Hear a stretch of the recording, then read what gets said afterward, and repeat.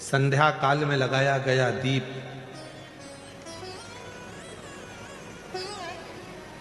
मानदेह नामक असुर का संहार कर देता है।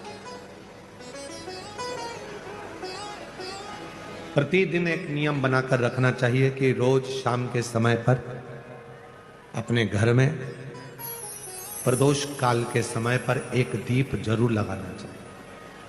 और यदि बेलपत्र का वृक्ष है तो उस बेलपत्र के वृक्ष के सामने भी एक दीप अवश्य लगाना चाहिए।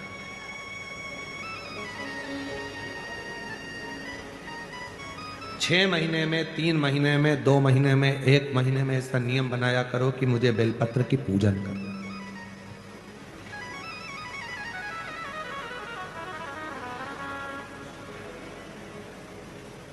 स्वयं माता लक्ष्मी जी ने भगवान नारायण को पाने के लिए बेलपत्र का पूजन किया। जब इंद्र की पूरी सत्ता चली गई थी, सारा की सारा धन इंद्र का चले गया था, असुरों ने उस इंद्र के सिंहासन पर अपना कब्जा जमा लिया था, तब इंद्राणी ने, स्वयं सची मां इंद्राणी ने शिव जी की साधना करी, बेलपत्र के वृक्ष के बेलपत्र की पूजन करें।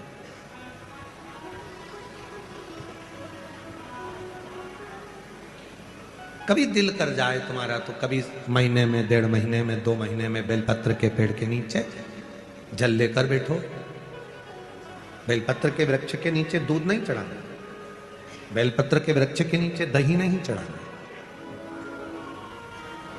शहद घी नहीं चढ़ाना। बेलपत्र के वृक्ष के नीचे जब आप बैठते हैं, बेलपत्र पूजन का एक विधान होता है कि जब हम बेलपत्र की पूजन करते हैं तो 2 कलश पानी के भरे हुए, एक अपने सीधे हाथ की ओर, एक उल्टे हाथ की ओर रखा जाता है। पूजन की थाली बीच में रखी जाती है। 2 बत्ती का, लंबी बत्ती का, 2 बत्ती लंबी घी की जलाई जाती है। लंबी बत्ती बेलपत्र के वृक्ष के नीचे 2 बत्ती लंबी जोड़ा बनाकर उसको जलाया जाता है। फिर दोनों हाथ में कलश में जल है, बेलपत्र के वृक्ष के नीचे दोनों हाथों का जल धीरे धीरे शिव जी का स्मरण कर कर, नारायण लक्ष्मी का स्मरण कर कर, मां आदिशक्ति गौरा का स्मरण कर कर, रिद्धि सिद्धि गणेश का स्मरण कर कर उसको चढ़ाओ। प्रार्थना करो, विनय करो, मेरे जीवन में बहुत कष्ट है, उसको मिटाना है आपको। शिव आपसे प्रसन्न होते हैं, वैसे मेरी जिंदगी भी प्रसन्न करना है आपको। जल चढ़ाकर दोनों पात्रों का थोड़ा थोड़ा जल कलश में बचा लेना है, पूरा पात्र खाली नहीं करना है, दोनों को वापस रखना है। और थोड़ी सी हल्दी पीसी हुई शिव जी के उस बेलपत्र पर लगाएं, थोड़ा कुंकुम वो भी बेलपत्र पर लगाएं। 7 दाने अक्षत के, केवल 7 दाने अक्षत के बेलपत्र को छुआकर अपनी थाली में रख लें।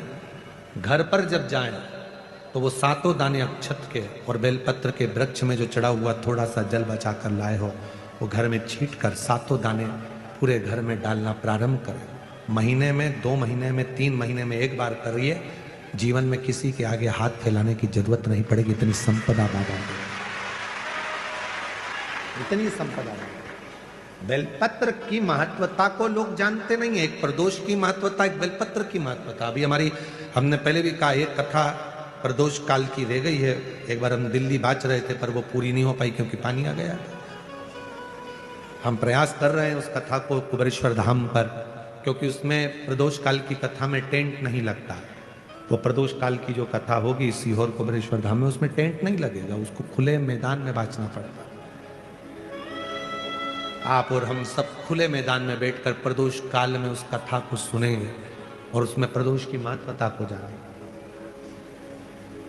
और हमारी तरफ से हम तो आज प्रकाश जी आपको भी, दीना भाभी जी आपको भी, दोनों को निमंत्रण दे रहे हैं। जब भी सीहोर में जब कथा हो प्रदोष काल की, तो एक दिन कम से कम आप लोग आकर उस कथा की पूजन आपको भी करना रहेगी। प्रदोष काल की कथा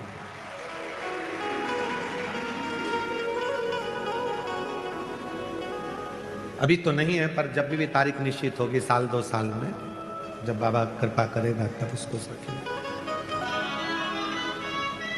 पंडाल में भले तुम्हारे लिए हम सोने के लिए पंडाल लगा देंगे, पर कथा सुनने के लिए तो आपको मैदान में ही बैठना पड़ेगा, खुले आसमान।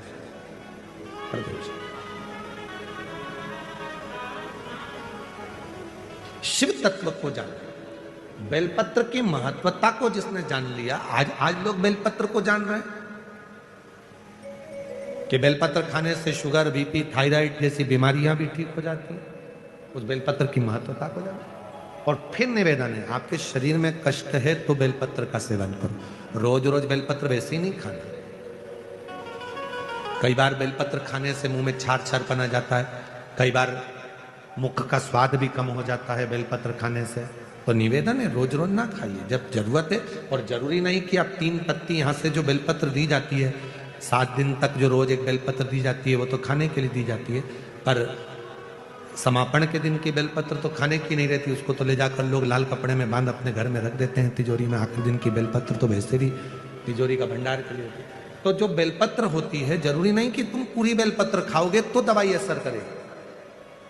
बेलपत्र का अग्रण्य भाग का थोड़ा सा पत्र भी यदि हम पा लेते हैं, उसको ग्रहण करते हैं, तो वो भी उतना असर करता है। और रोज खाने की जरूरत नहीं है। रोज अगर शिव मंदिर जा रहे हो, शिवालय जा रहे हो, शंकर जी के मंदिर जा रहे हो, देवालय जा रहे हो, तो बेलपत्र लाओ, वहां से मना नहीं है। उसको इकट्ठा करो, एकाग्रित कर सुखा लो। सुखाकर रोज शिव जी की चढ़ी हुई बेलपत्र को सुखाकर फिर उसका चूरा बना लो। जब तुम्हें लगे कि शुगर गड़बड़ हो रही है, बीपी गड़बड़ हो रहा है, थायराइड गड़बड़ हो रहा है, तो एक चुटकी उसमें से लेके निगल लो, पानी पी लो। बाबा की कृपा से आधा घंटा, 1 घंटे में वो sugar, BP, thyroid sub level में आना प्रारंभ हो गया। उस बेलपत्र की महत्वता को जिसने जाना, कभी कुबेरेश्वर धाम जाओ तो कुबेरेश्वर बाबा के धाम पर जो 200-300 साल पुराना, जो 300 साल के ऊपर पुराना बट वृक्ष है, जहां बाबा बैठे हैं, बटकेश्वर महादेव, उसका दर्शन करो। उस पेड़ की छांव में बैठकर बाबा का मंत्र जाप करो। अभी अभी हमने थोड़ा सा उसको बंद कर दिया था, क्योंकि वहां बाबा के जोड़ा घूम रहा था तो वो शरीर पर चढ़ जाता था, इसलिए अब स्थान पर वहां जाना थोड़ा बंद कर दिया था, पर पुनः वापिस उसको खोल दिया। बेलपत्र की वाटिका है छोटी सी, उस बेलपत्र की वाटिका के पास में बैठकर भगवान शिव का नाम उच्चारण करो, नाम स्मरण करो, शिव भक्ति करो जहां तक हो सके। शंकर की अविरल भक्ति को धारण करो।